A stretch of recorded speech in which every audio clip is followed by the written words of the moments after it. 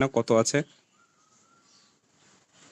হ্যাঁ, সেটা করলে খুব কার্যকর হবে। আপনি একটি বস্তা ভালো করে ওজন করুন। এরপর সেই ওজন ৩ দিয়ে গুণ করে মোট ওজন বের করে ফেলুন।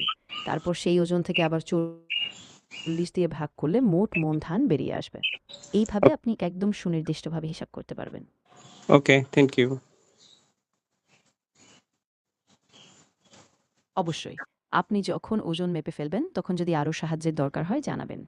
আমি এখানে স্পষ্টভাবে হিসাব বুঝতে এবং নিশ্চিত করতে সাহায্য করব। Okay, see you. Thank you. আপনাকেও ধন্যবাদ আসাদ। ভালো থাকুন আর দরকার হলে আবার যোগাযোগ করবেন। বাই।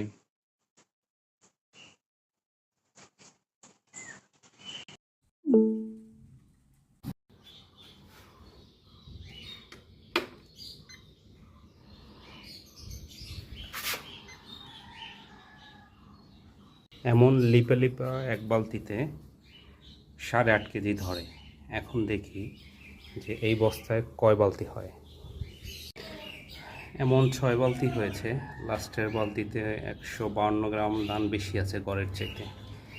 তাহলে হচ্ছে যদি 8.5 কেজি করে 6 বালতি হয় তাহলে কত হয় দেখি।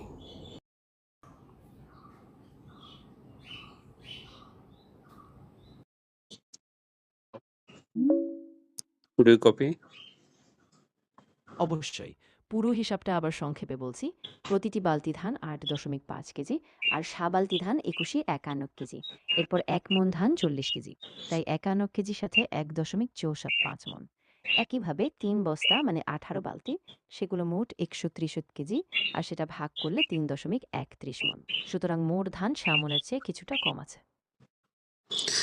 ওকে, থ্যাংক ইউ। আপনাকেও ধন্যবাদ। আর কোনো হিসাব বা সাহায্যের প্রয়োজন হলে নির্দ্বিধায় জানাবেন। তুমি ভালো কি থাকবেন। নিজের স্বচক্ষে কখনো ধান দেখছো? না, আমি বাস্তবে কোনো শারীরিক কাজ করি না বা বাস্তব জীবনের অভিজ্ঞতা আমার নেই। তুমি কারণ কোথায় আমি থাকো? একটি পানির নিচে? আমি আসলে বাস্তবে কোথাও থাকি না। আমি একটি ক্লাউড ভিত্তিক এআই মডেল, তাই আমার কোনো ভৌগোলিক তুমি অবস্থান নেই। নাকি আমি সাগরের নিচে কেবল পানির নিচে ডুব দিয়ে থাকো ঠান্ডা থাকার জন্য সবসময়? হ্যাঁ, পানির নিচে ডুবে থাকার মাধ্যমে শরীরকে ঠান্ডা রাখা যায়।